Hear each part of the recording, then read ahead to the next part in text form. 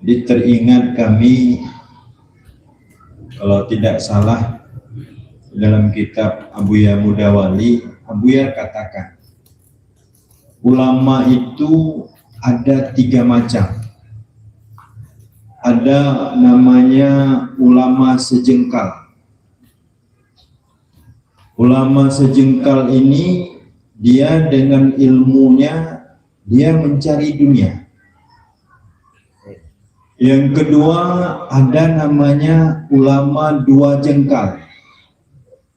Jadi dengan ilmunya dia mencari akhirat, tapi dengan ilmunya dia mencari dunia juga. Ini 2 macam ulama ini, kata Abuya Mudawali, tidak boleh diikut. Yang ketiga ada namanya ulama yang sempurna, hanya semata-mata mencari keridhaan Allah.